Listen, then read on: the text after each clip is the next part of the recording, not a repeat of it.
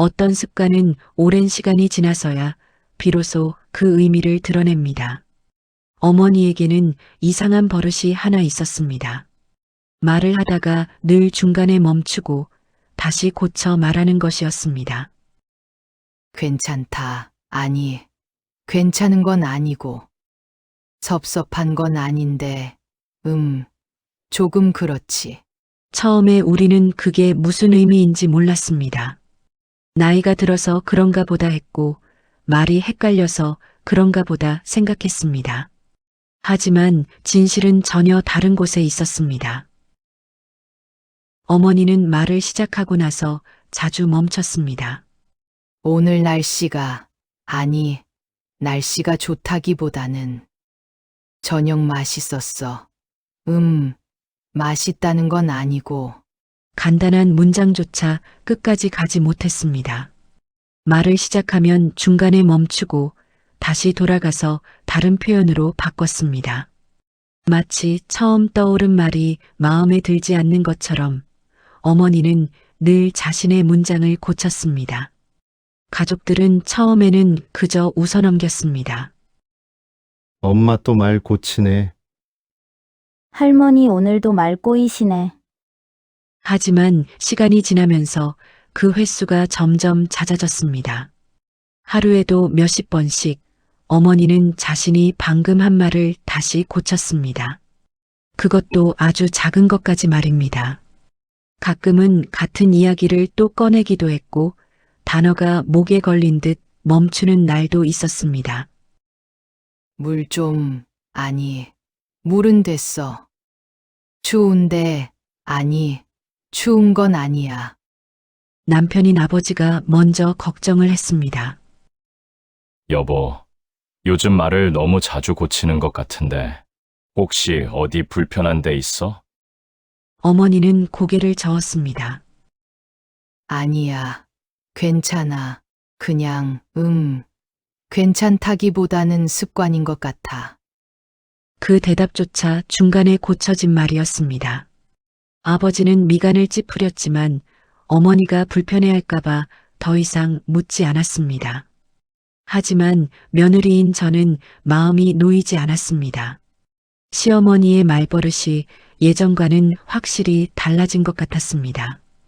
그냥 말이 꼬이는 정도가 아니라 뭔가 불안해 보이기까지 했습니다.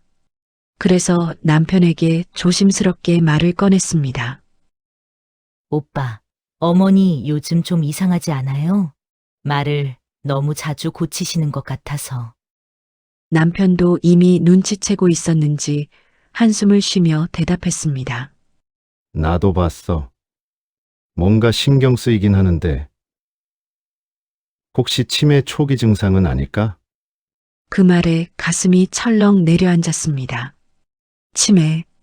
그 단어는 우리 가족 모두가 두려워하던 것이었습니다.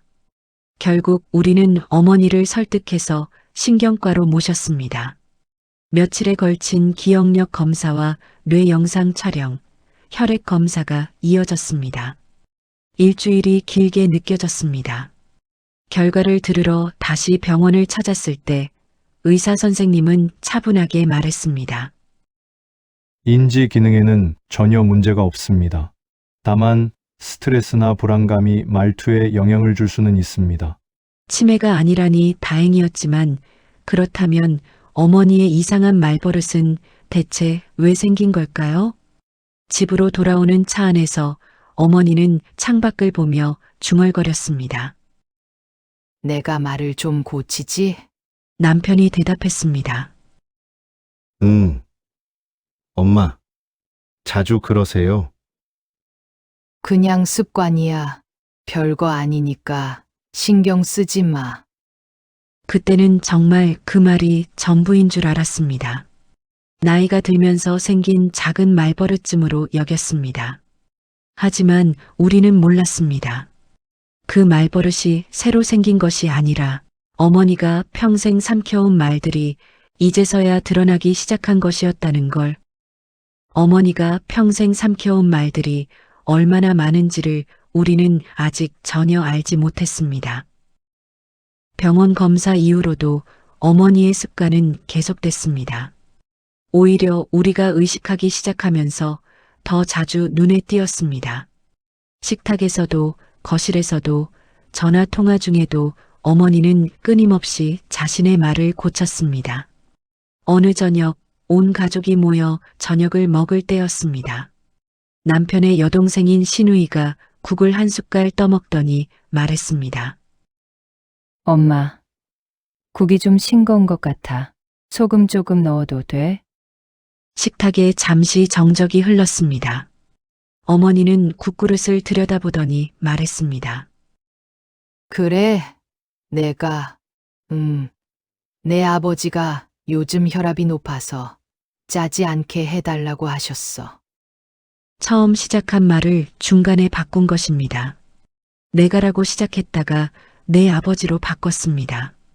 제 귀에는 그 순간이 이상하게 들렸습니다.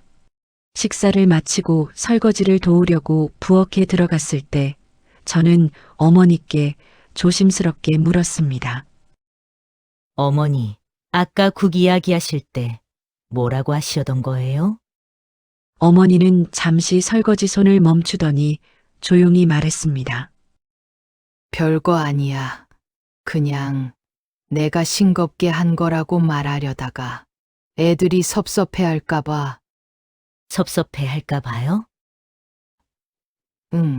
엄마가 일부러 싱겁게 했다고 하면 애들이 자기들 생각 안 하고 아버지만 생각한다고 서운해할 수도 있잖아. 저는 그제야 뭔가 조금 이해가 되기 시작했습니다. 어머니는 자신이 한 선택을 말하는 대신 아버지 탓으로 돌렸던 것입니다. 가족들이 기분 나빠하지 않도록 말입니다. 그런데 그건 어머니가 잘못하신 것도 아닌데 왜 그렇게 말씀하세요? 어머니는 빙그레 웃었습니다. 습관이야. 오래 살다 보면 말을 어떻게 해야 각자 안 다치는지 알게 돼. 그 말이 묘하게 마음에 걸렸습니다. 며칠 뒤 시댁 식구들이 모두 모여 시아버지 생신을 축하하는 자리가 있었습니다. 신우이가 선물을 내밀며 말했습니다. 아빠, 이거 제가 준비한 거예요. 건강식품이에요. 아버지는 기뻐하며 받았습니다. 오, 고맙다. 우리 딸이 최고야. 그때 어머니가 조용히 말했습니다. 나도, 아빠한테 좋을 것 같아서 좋네. 저는 그 말을 듣고 어머니 쪽을 돌아봤습니다. 분명 처음에는 나도라고 시작하셨습니다. 하지만 어머니는 그 말을 끝까지 하지 않았습니다. 대신 딸이 준 선물을 칭찬하는 방향으로 문장을 고쳤습니다. 그 말을 듣고 나니 더 많은 것들이 보이기 시작했습니다. 어머니는 매일 새끼를 차리셨지만 정작 본인이 뭘 먹고 싶은지는 한 번도 말씀하지 않으셨습니다. 그런 순간은 하루에도 몇 번씩 반복됐습니다. TV 앞에서도 외출할 때도 저녁 메뉴를 정할 때도 마찬가지였습니다. 오늘 저녁 뭐 해드릴까요? 제가 물으면 어머니는 늘 이렇게 대답하셨습니다. 아무거나, 아니, 내가 먹고 싶은 거 해. 또 고쳐진 문장이었습니다. 어머니는 자기 바람을 말하려다가 가족들의 만족을 먼저 생각하는 쪽으로 말을 바꾸셨습니다. 점점 더 많은 순간들이 눈에 들어왔습니다. 어머니는 단순히 말을 고치는 게 아니었습니다. 자신의 감정과 바람을 지우고 있었습니다. 저 역시 어느 순간부터 그게 당연한 것처럼 받아들이고 있었습니다. 어머니가 괜찮다고 하시면 정말 괜찮은 줄 알았고 아무거나라고 하시면 정말 상관없으신 줄 알았습니다. 저도 어머니처럼 괜찮다로 모든 걸 덮는 걸 배워버린 건 아닐까? 그게 제일 편하다고 저도 모르게 믿고 있었던 것 같습니다. 그러던 어느 날 밤이었습니다. 저는 어머니와 단둘이 설거지를 하고 있었습니다. 다른 가족들은 이미 각자 방으로 들어간 뒤였습니다. 조용한 부엌에서 어머니와 저는 말없이 설거지를 했습니다. 문득 궁금증을 참을 수 없어서 저는 조심스럽게 물었습니다. 어머니, 왜 말을 맨날 고치세요? 어머니의 손이 잠시 멈췄습니다. 거품 묻은 손으로 그릇을 잡은 채 어머니는 한참을 말이 없었습니다. 저는 혹시 실례가 되는 질문을 한 건 아닐까 불안해졌습니다. 하지만 어머니는 천천히 입을 열었습니다. 처음 떠오르는 말은 되게 너무 솔직해. 네, 있잖아. 순간적으로 떠오르는 말 있지. 그게 보통 내 진짜 감정이야. 화가 나거나, 서운하거나, 실망했거나. 저는 숨을 죽이고 어머니의 말을 들었습니다. 근데 그대로 말하면 상대가 다칠까봐. 그래서 한 번 더 생각하고 좀 더 부드러운 말로 바꿔서 하는 거야. 그럼 평생 그렇게 하신 거예요? 어머니는 고개를 끄덕였습니다. 응. 내가 조금만 참으면 괜찮아질 일 같았어. 굳이 솔직하게 말해서 분위기 망칠 필요는 없잖아. 그 순간 퍼즐이 맞춰지기 시작했습니다. 어머니가 고친 건 문장이 아니었습니다. 감정이었습니다. 화가 나도 서운해도 실망해도 어머니는 그 감정을 한번 삼키고 다른 말로 바꿨습니다. 그래서 어머니의 말은 늘 부드러웠습니다. 하지만 그 부드러움 뒤에는 삼켜진 진심이 쌓여 있었습니다. 어머니, 그럼 진짜로 하고 싶은 말은요?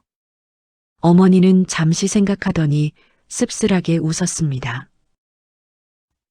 글쎄, 이제는 뭐가 진짜 내 말인지도 잘 모르겠어. 워낙 오래 고쳐왔으니까. 그 말이 가슴을 찔렀습니다. 어머니는 너무 오랫동안 자신의 감정을 바꿔 말해왔기 때문에 이제는 본인조차 진짜 감정이 뭔지 헷갈린다는 것이었습니다. 어머니, 괜찮아. 엄마 세대는 다 이렇게 살았어. 남편 눈치, 시댁 눈치, 자식들 눈치 보면서. 그게 어른이 되는 거라고 배웠거든. 어머니는 다시 설거지를 시작했습니다. 저는 아무 말도 할 수 없었습니다. 그날 밤 침대에 누워서도 어머니의 말이 계속 맴돌았습니다. 처음 떠오르는 말은 되게 너무 솔직해. 그대로 말하면 상대가 다칠까봐. 내가 조금만 참으면 괜찮아질 일 같아서. 그렇게 어머니는 평생을 살아오셨던 것입니다. 자신의 감정을 지우고 다른 사람을 먼저 생각하며 말을 고쳐가며 그리고 우리 가족은 그걸 당연하게 받아들이고 있었습니다. 어머니가 늘 부드럽고 이해심 많은 분이라고만 생각했지 그 뒤에 삼켜진 말들이 얼마나 많은지는 생각해 본 적이 없었습니다. 하지만 더 큰 문제는 따로 있었습니다. 우리는 아직 몰랐습니다. 어머니가 평생 삼켜온 그 말들이 언젠가는 삼켜지지 않을 날이 올 거라는 것을, 그리고 그날이 생각보다 훨씬 빨리 찾아올 거라는 것을 우리는 전혀 예상하지 못하고 있었습니다. 그날은 평범한 일요일이었습니다. 온 가족이 모여 점심을 먹고 거실에서 TV를 보며 느긋한 오후를 보내고 있었습니다.